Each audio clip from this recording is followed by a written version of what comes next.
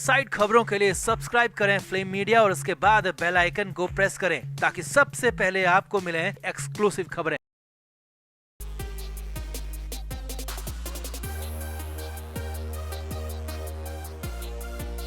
Maharashtra MLC चुनाव में cross voting का मुद्दा थमने का नाम नहीं ले रहा। कांग्रेस के नाना पटोले के हैरानी भरे दावे के बाद शिवसेना यूबीटी की तरफ से भी करारा जवाब दिया गया है और जवाब देने वाला कोई और नहीं बल्कि खुद उद्धव ठाकरे हैं। ठाकरे ने साफ साफ कहा कि क्रॉस वोटिंग का काम कांग्रेस का है। कांग्रेस हाईकमान को तो पहले से पता था कि क्रॉस वोटिंग होगी, फिर भी उन्होंने रोका नहीं। उद्धव ने साफ कहा कि महाराष्ट्र के आधे कांग्रेस नेता बीजेपी के गुलाम हैं। तो उद्धव ठाकरे के ऐसे आरोपों के बाद क्या होगा कांग्रेस का कदम? विधानसभा चुनाव से पहले उद्धव का ये बयान कितना भारी पड़ेगा आपको भी बताते हैं। आप भी वीडियो को शेयर करें और अपनी राय कमेंट बॉक्स में जरूर दें।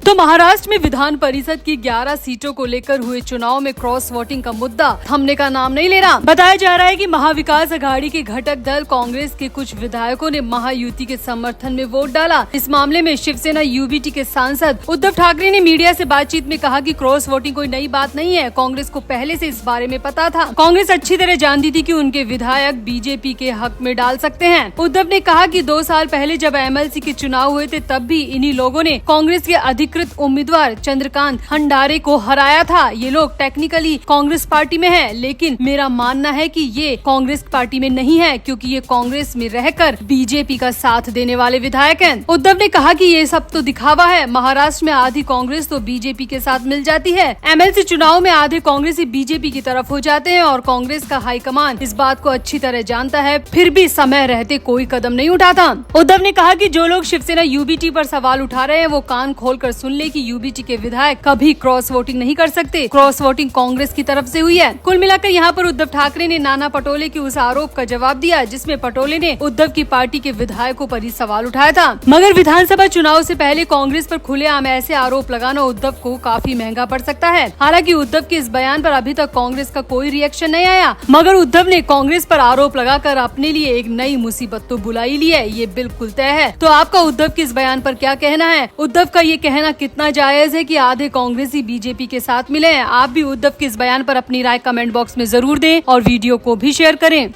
तो मोदी सरकार ने आपातकाल के दौरान अमानवीय पीड़ा झेलने वालों के व्यापक योगदान को याद करते हुए 25 जून को संविधान हत्या दिवस के रूप में मनाने का फैसला किया है। केंद्र सरकार के इस फैसले को लेकर अब उद्धव ठाकरे गुट के सांसद और प्रवक्ता संजय राउत का बड़ा बयान सामने आया है। दरअसल अनंत अंबानी और राधिका मर्चेंट के शुभ आशीर्वाद समारोह में देश विदेश की तमाम हस्तियां पहुंची हैं। अलग अलग राज्यों के मुख्यमंत्री भी नए जोड़े को अपना आशीर्वाद देने पहुंचे हैं। इस दौरान उद्धव ठाकरे गुट के संजय राउत भी अनंत अंबानी और राधिका मर्चेंट के शुभ आशीर्वाद में पहुंचे। मगर यहाँ पर भी संजय राउत ने राजनीति करने में कोई कसर नहीं छोड़ी। पार्टी स्थल से बाहर मीडिया से बात करते हुए राउत ने आपातकाल 1975 की याद में 25 जून को संविधान हत्या दिवस के रूप में मनाए जाने पर कहा कि ये लोकसभा चुनाव के नतीजों के बाद बीजेपी अपनी भड़ास निकाल रही है। राउत ने आगे कहा, 50 साल पहले जो हुआ उसे गलत तरीके से दर्शाने की कोशिश बीजेपी कर रही है और मोदी सरकार की इस कोशिश को हम कभी भी कामयाब नहीं होने देंगे। संजय राउत ने आगे कहा कि आपातकाल को 50 साल हो चुके हैं, लोग भूल चुके हैं, मगर मैं याद दिला दूं कि इस देश में आपातकाल इसलिए लगाया गया था क्योंकि इस देश में कुछ लोग अराजकता फैलाना चाहते थे। पुलिस और सेना को भड़काया जा रहा था कि सरकार के आदेशों का पालन मत कीजिए। राउत ने कहा कि आपातकाल लगाना वक्त की मांग थी। अगर ऐसी स्थिति अटल बिहारी वाजपेयी के प्रधानमंत्री होते हुए आती तो वो भी आपातकाल ही लगाते। राउत ने कहा कि पीएम मोदी और सरकार को इसीलिए बहुमत नहीं मिला क्योंकि वो लोग संविधान को बदलना चाहते हैं और इसी की भड़ास वो संविधान हत्या दिवस के रूप में मनाकर करना चाहते हैं। मगर पब्लिक सब देख रही है और सब समझ रही है। यहाँ आपको बता दें, केंद्रीय गृह मंत्री अमित शाह ने ऐलान करते हुए कहा था कि संविधान हत्या दिवस मनाने से प्रत्येक भारतीय में व्यक्तिगत स्वतंत्रता और लोकतंत्र की रक्षा की अमर ज्वाला को जलाए रखने में मदद मिलेगी, जिससे कांग्रेस जैसी तानाशाही ताकतों को और उस भय को दोहराने से रोका जा सकेगा।